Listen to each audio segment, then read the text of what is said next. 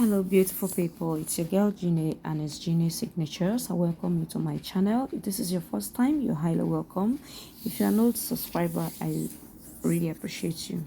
So this is the beautiful gown we're going to be making today. I'll be making use of a lace fabric called lace at this part of the country. That was an inspiration and this is what I made. So if this is what you're interested in, like I said, please sit back, relax and enjoy, because it's going to be a very detailed tutorial and it came out very beautiful, absolutely beautiful, because my clients loved it. It's just that some of my clients don't like me showing them. That's why I can't really show the way it was on their body, but I can tell you that it came out very nice and it's very beautiful. So if you're looking for a style that will make you look unique, that you want to make, please kindly make this beautiful style, because it's very beautiful. So thank you to my amazing subscribers. So without wasting further ado, let's go over to the cutting table. So now I folded my fabric into four, because I'll be cutting both the front and the back together. So when folding this into four, ensure that the edge of the lace is on that side as you see me, and then the upper part is closed, but I'll be cutting it into two later. I will separate them on the shoulder area. So now I've gotten my length, and when I got the length, I made sure that I remember that I will be adding extra scallop edges to the length of the gown. So when you're doing yours, please kindly remember to do that. So for the neckline, I used 3 inches width, and then I came down by 3 inches. So basically I used 3 by 3, and I'll be using the same thing for the front and the back. So I'm not sure sloping my shoulder. There's no need for that, because it's going to be like a cut together sleeve, so to speak. So but if you want to slope your shoulder, you can go ahead and do that, but I just didn't bother about that. So the next thing I'm taking now is my shoulder to my hip measurements. So you can take your client's shoulder to hip measurement to know where your sleeve is going to get to. So now the next thing is the length of the cloth, like so on that hip line, I'll just divide. I don't need the bust measurement, because that place is going to be big enough to accommodate the bust. So I'll just divide the hip measurement by 4, add 1 inch for ease, and then 1 inch for sewing allowance. I added that to my circumference before indicating it. That's why you didn't see me mark like 2 lines. So I connected like so. So right there on the hip line now, just go up by 2 inches. You can go up by 3 inches. This is entirely dependent. It's really not necessary, but I like doing it like this anyways. I don't know, but it's all good and it's all okay. So I'll just connect it like so, and then mark it like that up to the edge of the cloth like so. And basically we are through for now. So I'll just go ahead and then cut this out. So just do exactly what you see me do, and you're going to be arriving at the same destination as I did. So just cut it like so.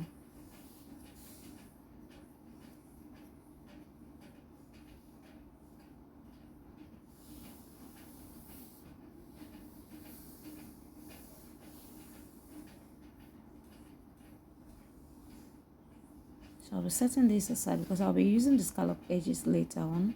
So I'll come to the neckline area, and then I'll cut it open. Remember, I used the same neckline for both for the front and the back for now. So this is what we have. So I'll just like open this up so you can see this is how it looks. So I'll just open this up, and then I'll be opening up the back for easy access to wearing of this clothes, because if you leave it like this, it's going to be a little bit difficult for your clients or you yourself to wear it. So I'll just go ahead. I folded it back to get the midpoint of the neckline. So I'll fold it like that, notched it, and then came to the back. So I'll be lifting only one up, not the two. I beg your pardon. So I'll just come down by 3 or 4 inches from there, and then slit that place open. Notice it's not the front and back I did like this. I only did the back piece like this. Just come down by 3 or 4 inches. So this is just in a bid for you to be able to wear it comfortably. So I'll use a bias to turn all that place all the way around. So that's basically that for the neckline. So now I'll be opening up the fabric so that I will go straight to the main emphasis of this tutorial for today.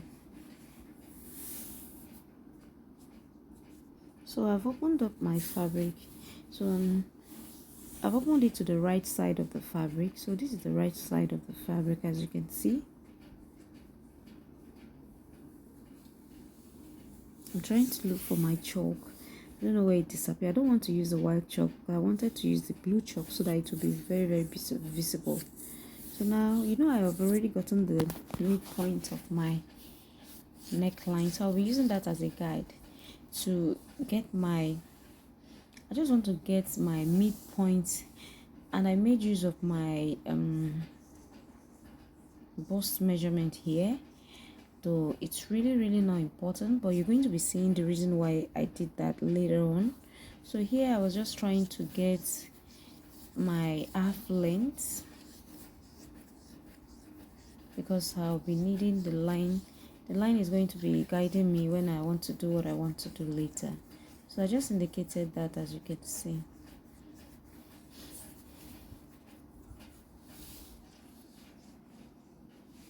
So I just drew that straight line. This is just for me to be able to do what I want to do very well later on, as you would see as we progress. So now, right there on the line, after getting my half length, I came there to measure the waist measurement. So if you divide your waist by 4 and then you mark it just as if you're closing out your fabric, and then you already know the midpoint. So that's how you'll be doing it, like that. You place half of it here, a quarter of it here, and quarter of it there. So, and that's how you're going to be getting it. So now, I was saying that I was not going to cut that place open, but I later discovered that it has to be cut open, because if I don't cut it open, I will not be able to fix my ribbon. My ribbon is not going to be properly fixed, so I will have to cut open the shoulder. I didn't want to cut it open initially, but I discovered that if you want to fix the ribbon, you have to cut it open. So I'm going to be cutting it open right now, so that it will be easy for us to fix it, and the work is going to be a neat and clean job. So now I'll just fold back my fabric and then cut the shoulder open.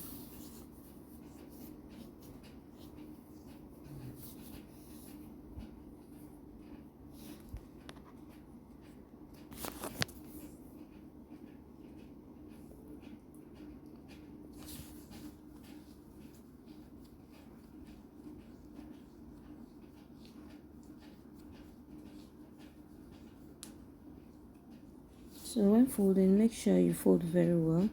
So in order for you not to go through this stress, I would advise that when you're cutting, just cut open the shoulder straight up. Like I said, I didn't want to cut it open. It was when I was about to fix the ribbon that I discovered that it was not going to be possible. So I just had to open up the shoulder.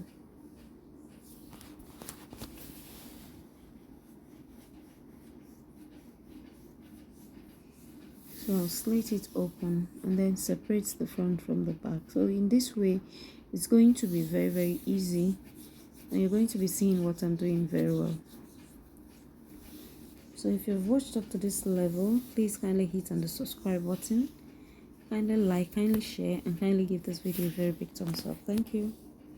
So now we'll be dealing with the front piece, as you can see. So now you would see the whole thing properly. As you can see now, you can see that is looking more genuine, unlike the way it was clocked up before. So now this is what we have. Remember those lines that I wrote, you know, it's still there. I just extended it to the shoulders. So now I'll just get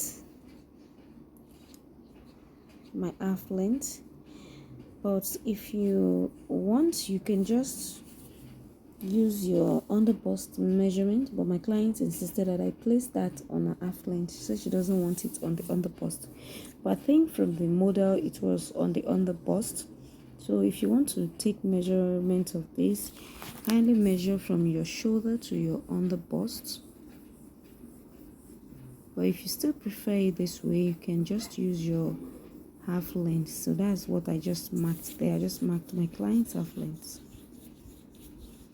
So now it's time to place the ribbons. So I'm making use of this fuchsia pink ribbon, velvet ribbon. So I'm just going to be placing it the way it was placed on the model's own. So when cutting this out, ensure you add about half an inch at that lower part, because you're going to be folding it in before sewing so that it's going to be neat. For this ribbon, I'll make use of 4 yards of ribbon.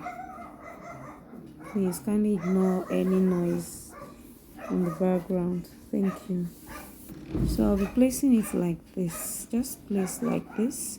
And when placing this, you know that line that I marked initially, just come in about 1 inch from that line before placing your ribbons, so that when you're running your stitch, it's not going to be conflicting with the ribbon.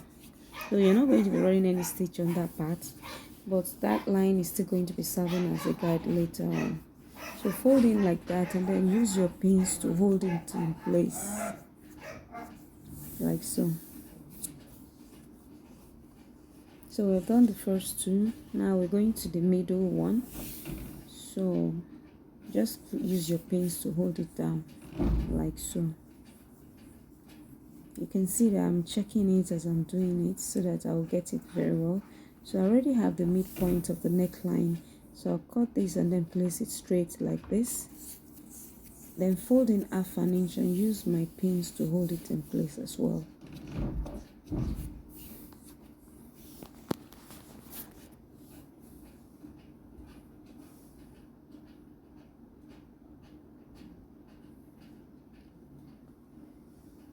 Yes, so the next thing is to do the one that came across it like so. So in order to achieve that, I'll come to the shoulder area like that, and then use my measuring tape to come down by about 4 or 5 inches from the shoulders like that, and then mark it.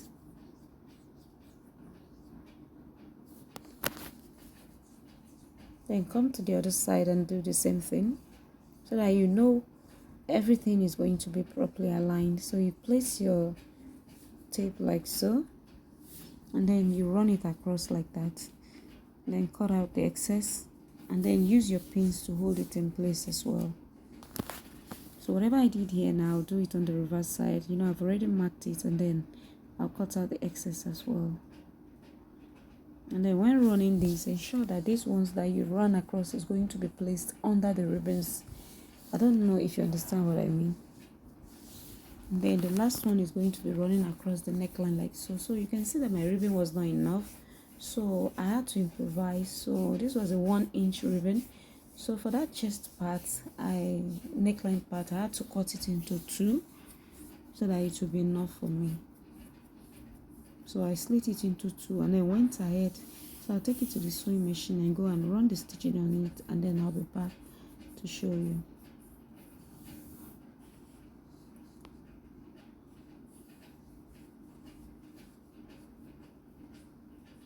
So I've gone ahead to do the, you can see that one is a little bit tinier, but it's okay. I had to improvise because I don't want to buy the color again. It's going to be a waste. So this is how it came out to be.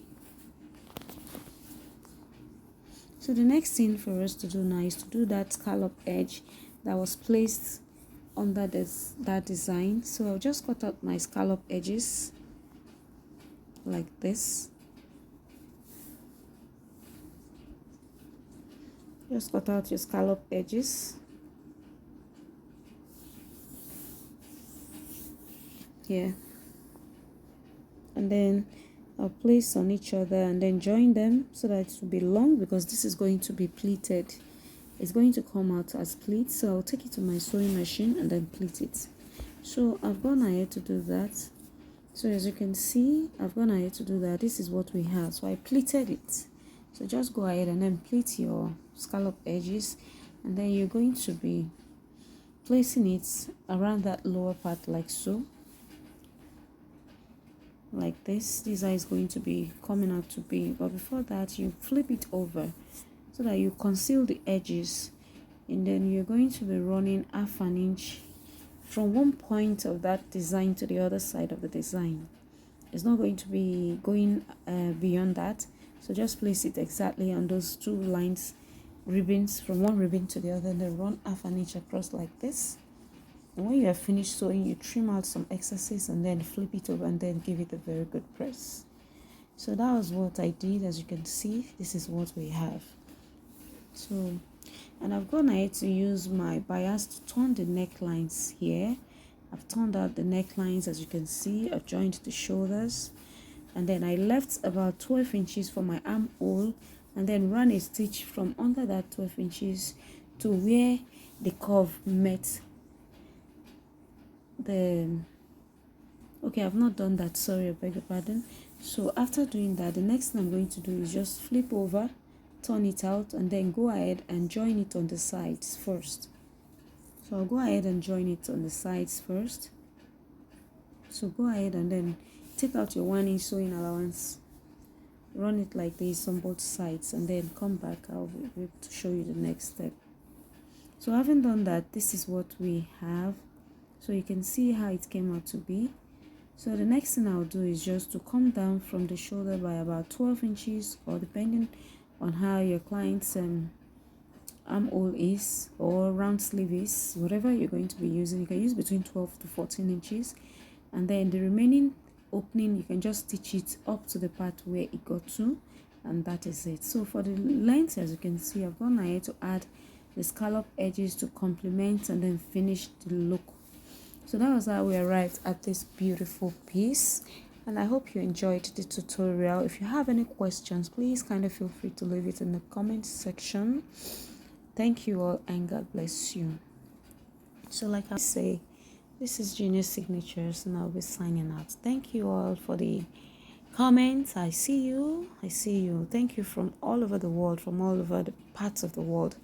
I really appreciate you. Thank you, and God bless you. So, like I always say, this is Genius Signatures, and I'll be signing out soon. Kindly watch out for my next tutorial. Thank you all, and God bless you.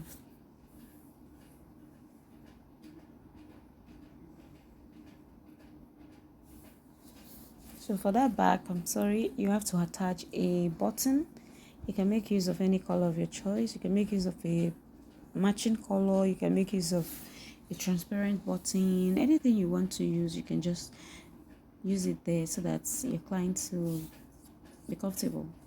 Thank you. Bye. See you on my next tutorial. Kisses.